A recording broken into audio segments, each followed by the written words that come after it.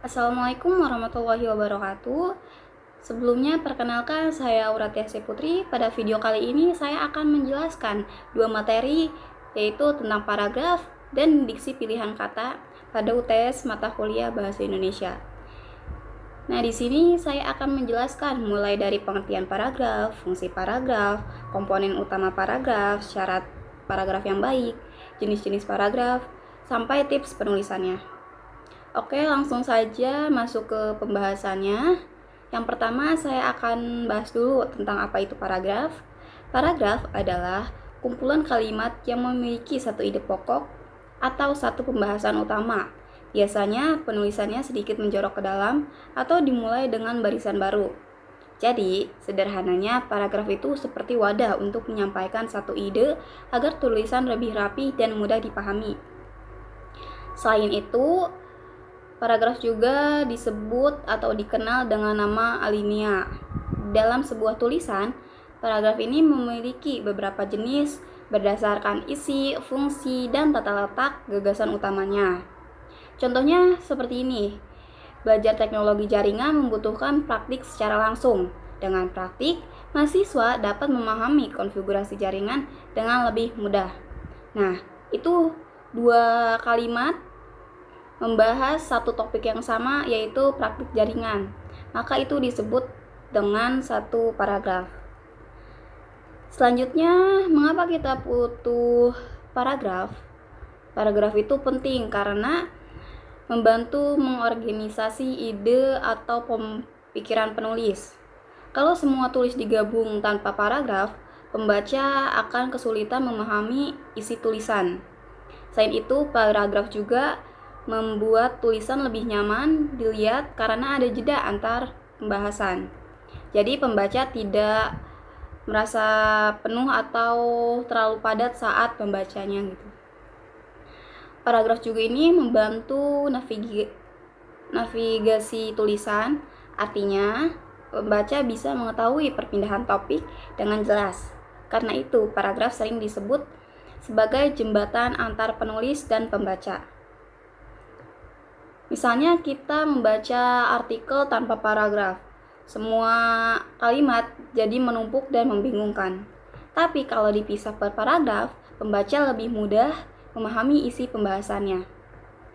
Selanjutnya, di sini ada komponen utama paragraf. Paragraf yang baik biasanya memiliki 3 bagian utama, yaitu gagasan utama atau ide pokok. Yang kedua ada kalimat topik, dan yang terakhir kalimat penjelas.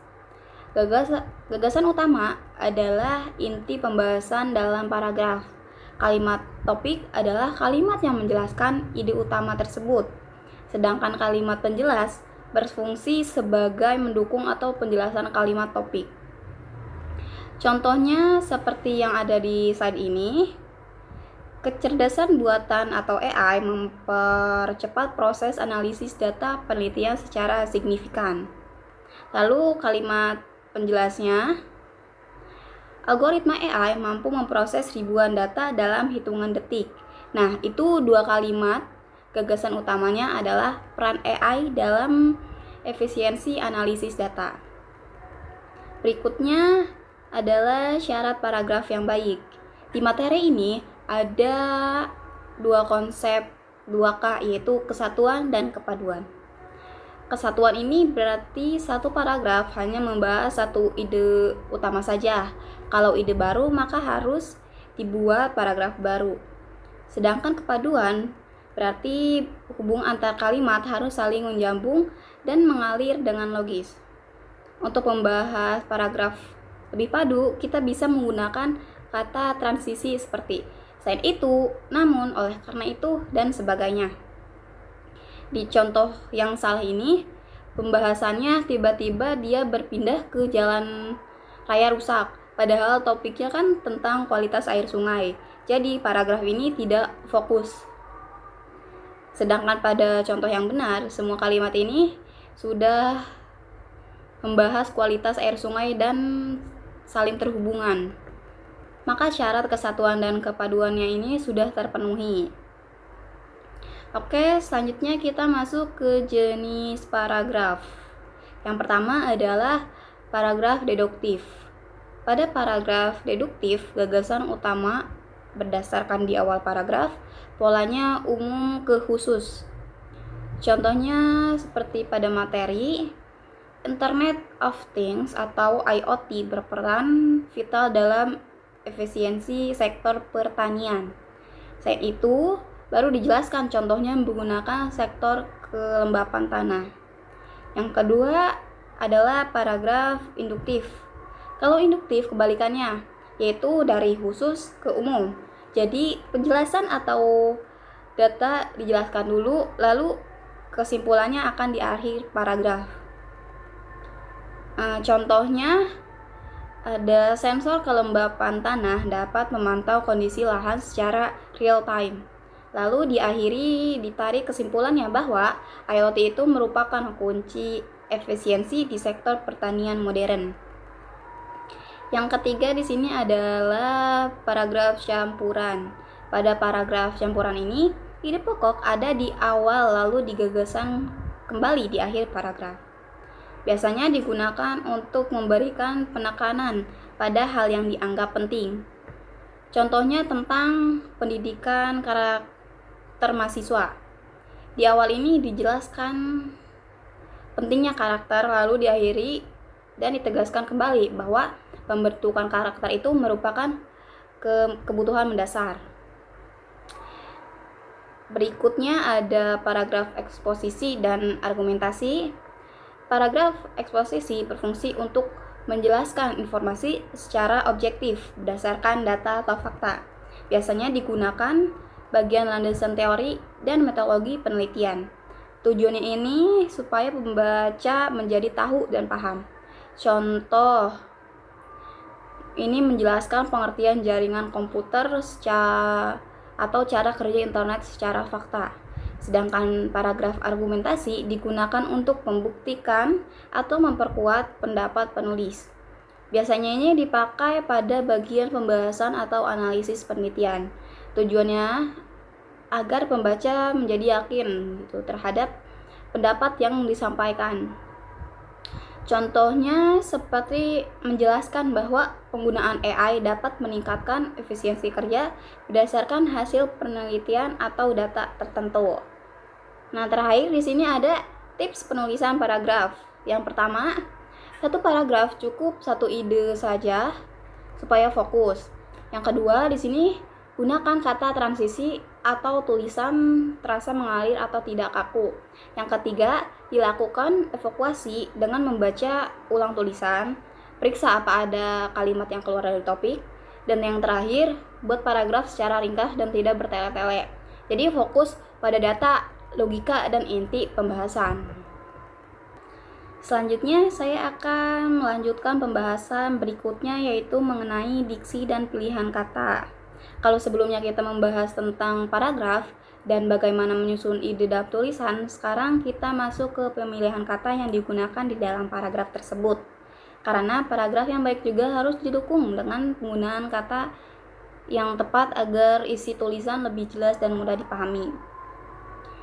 Langsung saja, yang pertama kita bahas mengenai pengertian diksi.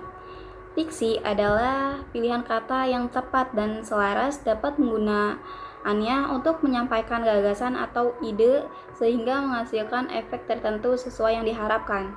Jadi, sederhananya, diksi itu adalah bagaimana cara kita memilih kata yang paling cocok untuk digunakan dalam situasi tertentu. Pilihan kata ini tuh penting karena setiap kata memiliki makna, nuansa, dan kesan yang berbeda-beda. Misalnya saat kita berbicara dengan teman sebaya, kita menggunakan bahasa yang santai dan tidak terlalu formal. Tetapi kalau ketika berbicara dengan dosen, guru, atau saat presentasi resmi, kita tentu menggunakan bahasa yang lebih sopan dan baku. Dan ini termasuk penggunaan diksi. Kita ambil contohnya seperti ini. Kalau kita ke teman biasa atau ke teman sebaya, biasanya kita kayak santai seperti bantuin gue bentar. Nah, kalau kepada dosen tentu tidak menggunakan bahasa seperti itu. Biasanya kita menggunakan permisi Pak atau Bu, mohon bantuannya sebentar. Nah, dari contoh itu kita bisa melihat bahwa maksudnya sama, yaitu meminta bantuan, tetapi pilihan katanya itu berbeda karena situasi dan lawan bicaranya berbeda. Jadi penggunaan diksi harus menyesuaikan konteks agar komunikasi tetap berjalan dengan baik dan sopan. Selanjutnya, kita masuk ke fungsi diksi. Fungsi yang pertama adalah mewujudkan komunikasi yang efektif.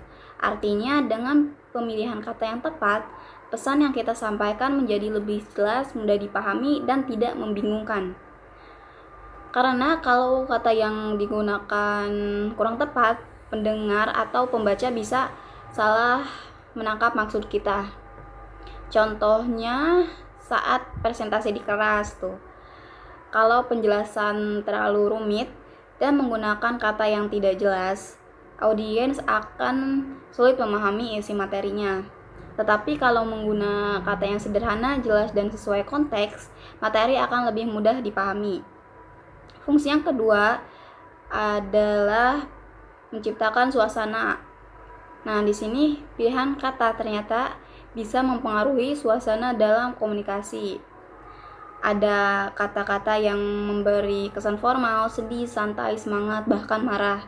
Contohnya dalam pidato motivasi biasanya kita gunakan kata-kata yang membangun seperti jangan menyerah, tetap semangat, atau kesuksesan butuh proses. Nah, sedangkan dalam suasana duka, pilihan katanya tentu tidak seperti tadi, kita menggunakan lebih lembut dan sopan. Nah, fungsi yang ketiga yaitu mencegah salah tafsir. Nah, penggunaan kata yang kurang tepat bisa membantu orang salah mengerti maksud yang disampaikan. Karena itu, dalam penulisan ilmiah ini atau komunikasi resmi, pemilihan kata harus benar-benar diperhatikan. Misalnya, laporan penelitian, kita harus menggunakan istilah yang jelas dan spesifik supaya tidak memiliki makna ganda. Kalau ambigu, pembaca bisa bingung dengan isi pembahasan kita. Selanjutnya di sini kita masuk ke jenis-jenis diksi. Yang pertama adalah diksi denoktatif. Diksi denoktatif ini merupakan kata yang memiliki makna sebenarnya, makna asli, atau makna yang sesuai kenyataan. Biasanya digunakan dalam penulisan ilmiah karena sifatnya objektif dan jelas. Contohnya kata tangan kanan. Secara denoktif, tangan kanan ini berarti anggota tubuh manusia yang berada di sebelah kanan. Yang kedua adalah diksi konoktatif. Konoktatif ini adalah makna tambahan atau makna kiasan yang mengandung nilai rasa tertentu. Jadi maknanya ini bukan makna sebenarnya. Contohnya masih sama, yaitu tangan kanan. Karena konoktatif ini, tangan kanan berarti orang kepercayaan atau orang yang paling dipercaya dalam membantu pekerjaan. Jadi walaupun katanya sama, maknanya ini bisa berbeda tergantung konteks kalimatnya. Selanjutnya ada contoh penggunaan diksi berdasarkan beberapa aspek. Yang pertama, berdasarkan tingkat keformalan. Arti pemilihan kata harus disesuaikan dengan kondisi atau situasi. Kalau bicara dengan teman kan kita biasanya lebih santai, tapi kalau sedang seminar, presentasi, atau pembuatan surat resmi, kita harus menggunakan bahasa formal dan baku. Yang kedua, berdasarkan makna. Jadi kita harus memilih kata benar-benar sesuai dengan maksud yang ingin disampaikan. Misalnya kata melihat dan menonton. Melihat itu kan sifatnya umum, nah sedangkan nonton biasanya digunakan untuk sesuatu yang disampaikan dengan fokus seperti film atau pertandingan. Yang ketiga di sini berdasarkan ketepatan. Artinya, kata yang dipilih harus sesuai konteks agar tidak menimbulkan kesalahpahaman. Nah, dalam karya ilmiah ini tentu lebih tepat penggunaan kata meningkat dibandingkan kata naik banget karena bahasa ilmiah harus formal. Yang keempat, berdasarkan nilai rasa. Setiap kata memiliki kesan atau nilai rasa tertentu. Contohnya, kata meninggal dunia terdengar lebih sopan dibandingkan dengan kata mati. Walaupun maknanya sama, tetapi di sini nilainya atau rasanya itu kan berbeda. Dan yang terakhir adalah diksi dalam konteks ilmiah. Dalam penulisan ilmiah, penggunaan diksi sangat penting karena bahasa yang digunakan harus baku, jelas, objektif, dan mudah dipahami. Penulisan ilmiah juga harus menghindari bahasa gaul atau kata-kata yang terlalu berlebihan. Misalnya dalam konteks dalam makalah atau laporan penelitian, kita harus lebih fokus baik menulis. Penelitian ini menunjukkan adanya penelitian hasil kerja siswa dibandingkan menulis penelitian ini bikinan nilai siswa naik banget karena bahasa ilmiah harus lebih fokus dan profesional. Baik teman-teman atau ibu, sekian yang dapat saya sampaikan mengenai materi paragraf serta diksi dan pilihan kata. Dari kedua materi tersebut, kita dapat memahami bahwa paragraf dan diksi ini saling berkaitan dalam sebuah penulisan. Paragraf membuat kita ini menyusun ide agar tulisan menjadi terstruktur dan mudah dipahami. Sedangkan diksi membantu kita memahami kata yang tepat supaya pesan yang disampaikan lebih jelas, efektif, dan sesuai dengan konteks. Jadi, jika struktur paragraf sudah baik dan didukung dengan penggunaan diksi yang tepat, maka kualitas tulisan mampu komunikasi akan menjadi lebih baik dan lebih mudah dipahami oleh pembaca atau pendengar. Semoga materi yang sudah saya sampaikan atau jelaskan dapat menambah wawasan dan membantu teman-teman dalam membuat penulisan.